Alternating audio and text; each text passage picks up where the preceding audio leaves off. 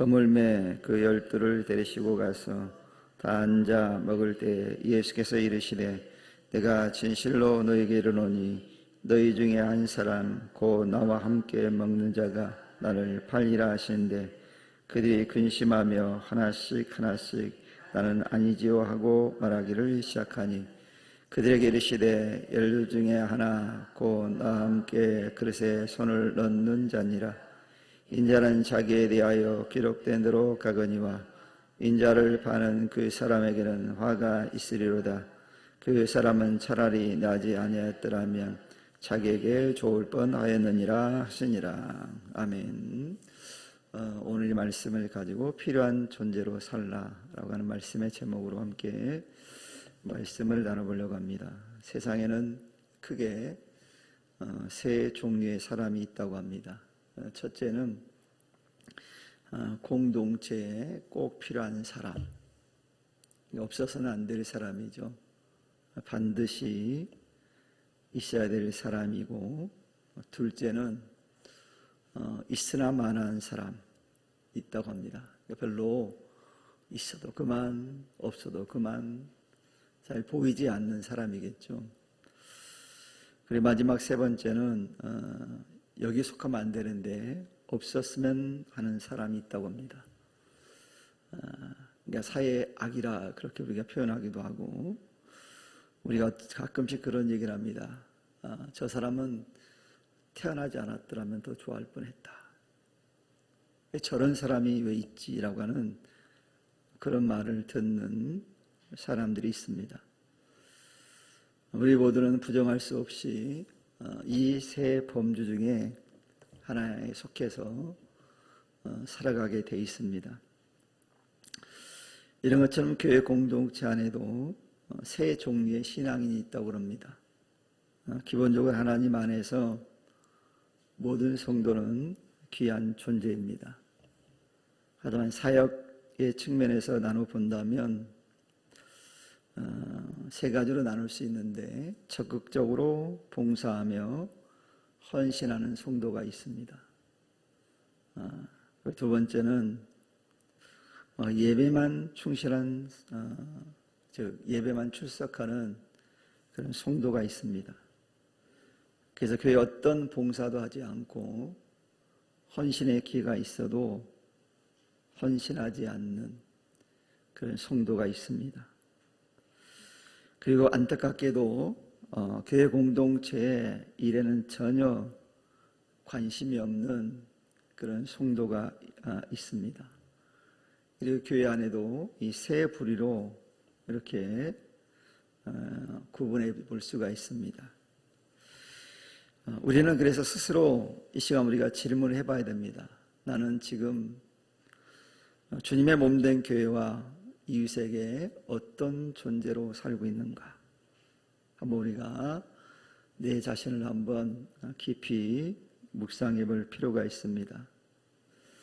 우리가 성경을 읽다 보면 주님의 사역에 힘을 보태기보다는 오히려 주님의 길을 방해하거나 주님의 마음을 아프게 했던 제자들의 모습을 우리가 찾아볼 수가 있습니다. 오늘 본문은 바로 그 정점에 서 있는 한 인물을 통해서 우리가 나아가야 될 필요한 존재의 삶은 과연 어떤 것인지에 대해서 한번 나눠보고 교훈을 얻고자 합니다. 오늘 본문의 내용은 예수님께서 십자가의 고난을 앞두고 제자들과 이 마지막 만찬을 나누는 장면이 오늘 본문에 기록되어 있습니다. 그런데 오늘 예수님께서 그 만찬 현장에서 놀라운 얘기를 하십니다. 무슨 얘기를 하냐면 주님을 배신하고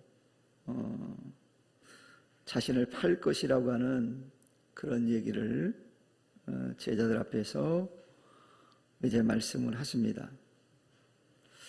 왜 주님께서 이 말씀을 하실까? 근데 중요한 건 주님께서 그 배신에 대한 얘기를 하시면서 구체적으로 누가 자신을 배반하고 팔 것인지에 대해서는 말씀하지 않았습니다. 알고 계심에도 불구하고 말씀하지 않았습니다. 왜 주님이 이렇게 하셨을까요?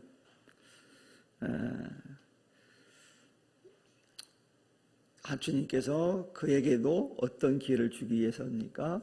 회개의 기회를 부여하기 위해서 주님께서 그 이름을 정확하게 밝히지 않았다는 사실입니다. 대신 주님이 뭐라고 말씀하냐면 너희 중 한 사람 곧 나와 함께 먹는 자가 나를 팔 것이다 라고 주님께서 말씀해 주고 있습니다. 아마 이 말씀을 듣는 제자들은 엄청난 그런 충격을 받았을 겁니다. 다른 누구도 아닌 3년 동안 생사고락을 함께 하면서 주님의 가르침을 직접 받았던 제자 중에서 그 공동체 안에서 배신자가 나온다는 사실은 도저히 믿기 힘든 일이었거든요. 그러니 제자들은 충격을 받을 수밖에 없었을 겁니다. 그러나 진리 대신 예수님의 말씀이었기에 제자들은 이 같은 사실을 부정할 수는 없었습니다. 그래서 제자들은 각기 근심하면서 묻습니다. 나는 아니지요. 예수님 나는 아니지요 라고 묻기 시작했다고 오늘 성경은 말씀하고 있습니다. 그런데 이 순간에도 대사장들과 이미 예수님을 넘겨주고 약속했던 당사자 누구가 있습니까? 가룟 유다가 그 자리에 있었거든요. 아마 가룟 유다는 그 얘기를 듣는 순간 그의 마음은 심하게 요동쳤을 겁니다. 주님이 그 말씀하셨을 때 얼마나 당혹스럽겠습니까?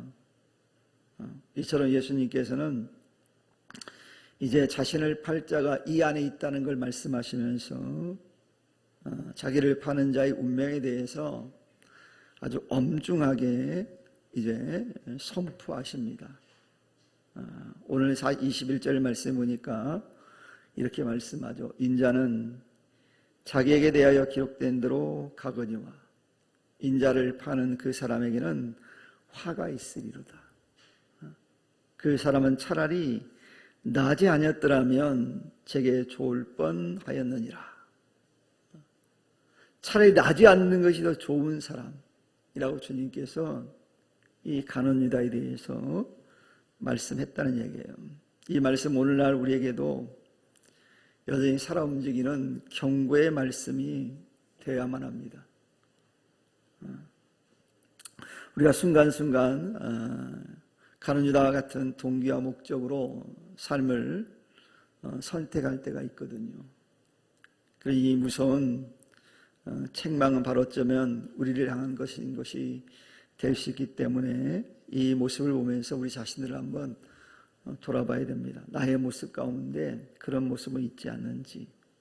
그래서 참된 신앙의 본질을 잃어버린 채 이선과 형식에 매여 있거나 자신의 세속적인 그런 이익을 위해서 예수 그리스도를 이용하려는 자가 있다고 한다면 그는 결코 가룟 유다와 다르지 않는다는 것.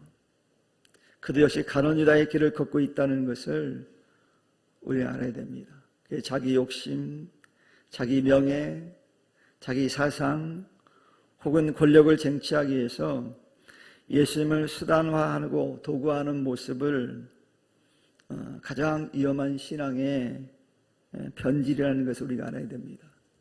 그런데 실제로 그런 이들이 있거든요. 그래서 자기 명예를 위해서, 자기 욕심을 채우기 위해서, 자기 권력을 쟁취하기 위해서 예수님을 수단화하고 도구하는 세력들이 종종 있거든요. 이게 가장 위험한 신앙적 변질이에요. 그러니까 오늘날도 그런 이들이 존재하거든요. 우리는 그래서 주님을 이용하다가 주님과 무관한 자가 될 수 있음을 우리는 기억해야 됩니다. 주님은 우리가 이용할 존재가 아니거든요. 믿고 섬겨야 될 존재이지 수단화하고 이용할 존재는 아니에요. 여러분 이처럼 가룟 유다가 들었던 비극적인 책망을 우리가 피하려면 어떻게 해야 될까요? 우리가 하나님 앞에서 인정받는 신실한 믿음의 경주를 해야 됩니다. 그래서 주님께 인정받는 신앙인은 자연스럽게 이웃과 사회 그리고 교회 공동체에서 꼭 필요한 존재로 살아가야 되거든요. 앞에도 말씀드렸듯이 나는 교회에서 어떤 존재인가 생각해 봐야 돼요. 적극적으로 봉사하고 헌신하며 살아가고 있는지, 교회 일과는 무관하게 전혀 관심받기에 존재로 살아가고 있는지, 단순히 예배만 출석하는 그런 삶을 살고 있는지, 나는 어디에 속한 자인지를 내가 분명히 알고 우리가 바뀌어야 되거든요. 거기에 머무르면 안 됩니다. 단순히 예배만 출석하는 자로, 전혀 교회 일에 관심 없는 자로 살아서는 안 되거든요. 적어도 우리는 믿는다면 헌신의 자리까지, 봉사의 자리까지 우리가 가는 것이 신앙적 성장과 성숙을 이루는 거거든요. 주님은 우리가 이 세상의 가운데에서 있으라만한 존재나 또 방해되는 존재로 머물기를 원치를 않으십니다. 적어도 믿는 자라면 방해하는 존재, 있으라만한 존재가 되기를 원하시는 분이 아니에요. 그래서 예수님께서 제자들을 3년 동안 열심히 가르쳤던 이유가 뭐겠습니까?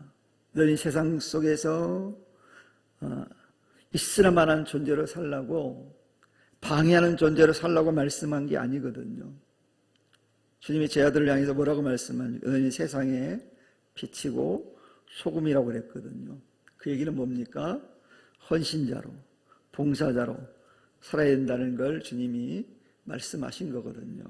그러니 우리도 이 주님 말씀을 기억한다면 우리 세상에서 있으나만한 존재, 방해꾼이 되어서는 안 됩니다.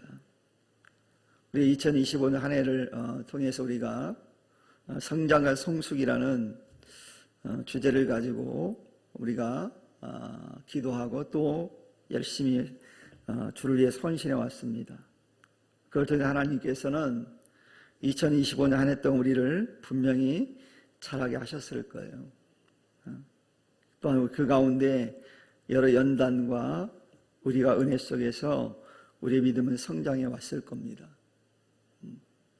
이제 그 성장의 끝에 우리는 성숙한 존재로 서 있어야 되거든요.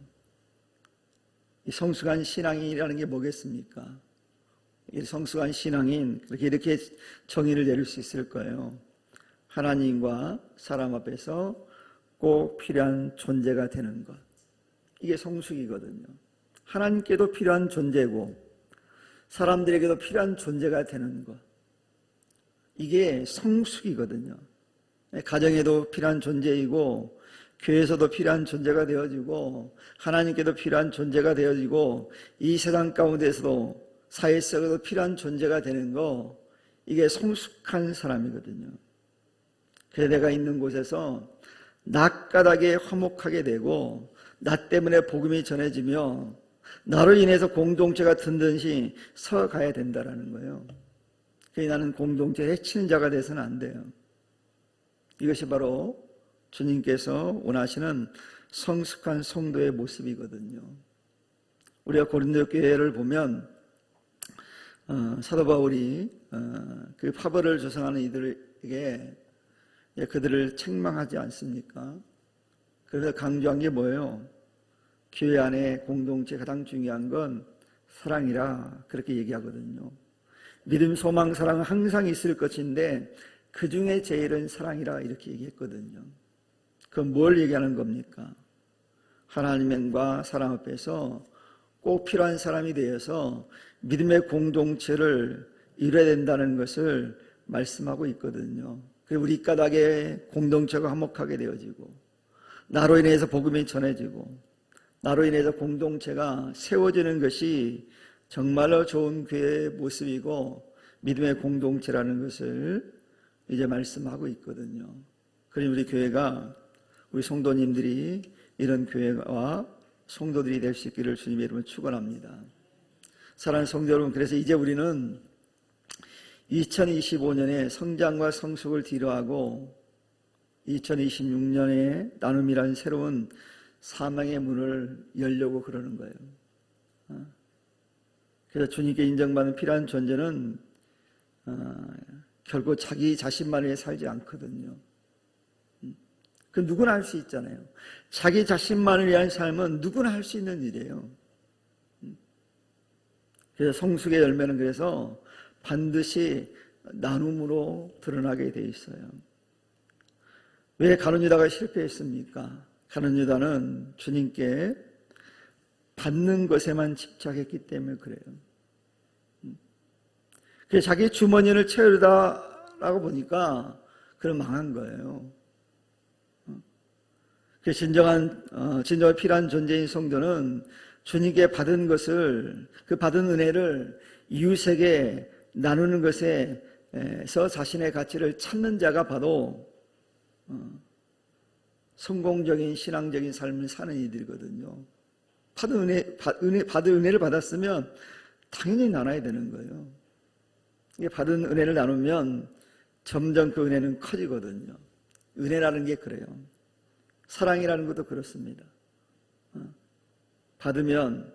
받아서 나누면 없어질 것 같은데 점점 확장되어지는 게 특징이에요. 교회도 마찬가지예요. 나누는 교회가 점점점 확장되어지지 받기만 하면 확장되지 않거든요. 우리가 사해바다를 왜 사해바다라고 그런지 아시죠? 죽은 바다라는 거잖아요. 왜 그래요? 그 바다는 받아들이기만 한대잖아요. 내보내질 않는다고 그러잖아요. 고인물은 썩는다고 그러잖아요. 썩지 않기 위해서는 어떻게 해야 돼요? 받으면 내보내야 되는 거예요. 흘려보내야지 썩지 않는 거거든요. 사랑도요, 받으면 흘려보내야지 그 사랑이 커진다고 그러잖아요. 보인 건 절대 우리를 유익하게 하는 게 아니거든요. 받는 것에만 익숙하면 나누지를 못해요. 그래서 사람들도 보면 받는 거에 익숙한 사람들은요, 잘 나누지를 못합니다.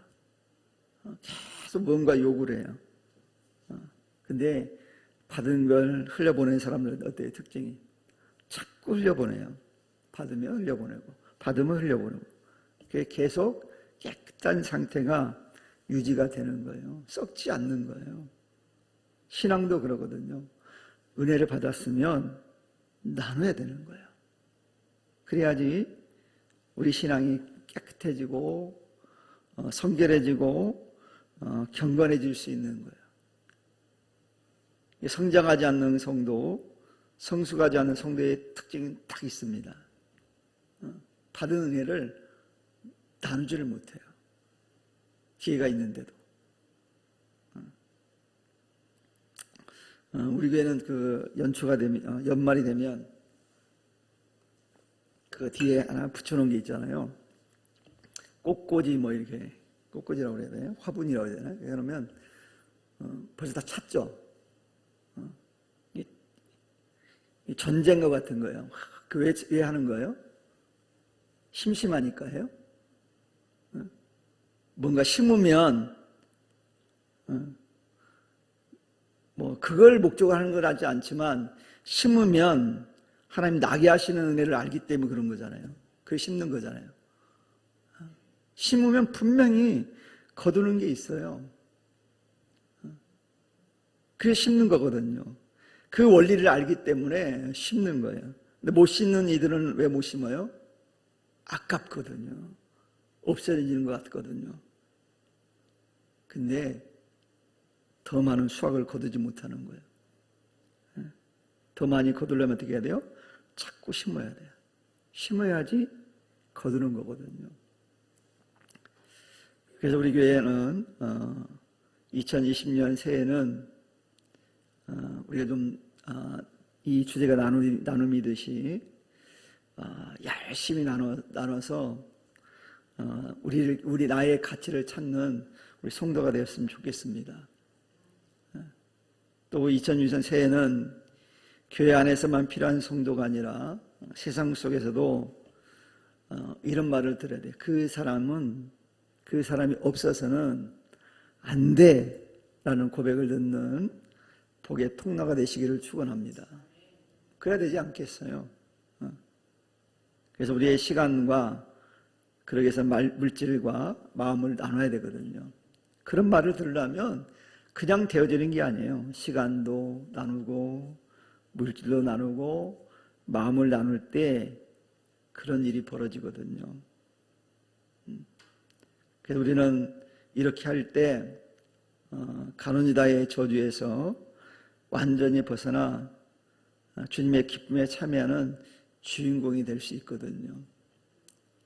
여러분, 이왕이면 살려면 주인공이 좋겠어요? 아니면 그냥 지나가는 나그네가 좋겠습니까? 이왕이면 주인공으로 살아야죠. 주인공.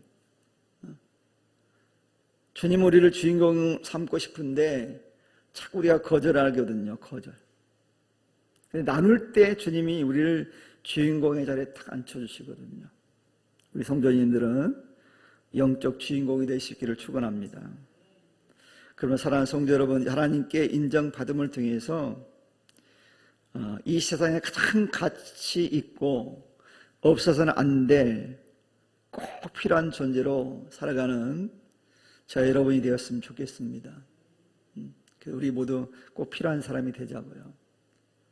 없어서는 안 될, 저 성도가 우리에게 없으면, 저 사람이 우리에게 없으면 그런 성도가 되잖아요. 뭐 안 나와도 뭐 별로 표시 안 나고, 뭐 없어도 별로 표시 안 나. 이런 사람이 되면 얼마나 불행합니까? 보이지 않으면 막 많은 사람이 찾는 그런 사람이 돼야 되거든요. 근데 전혀 안 나와도 모르고 그런 성도가 되면 안 될 거 아니에요. 이양 신앙생활 할 바에요. 그래서 우리 교회에 속한 성도님들은 2026년대의 삶이 나눔으로 자기 자신을 증명해서 가치 있는 삶을 살아낼 수 있는 그런 은혜가 있기를 주님의 이름을 간절히 축원합니다. 기도하겠습니다.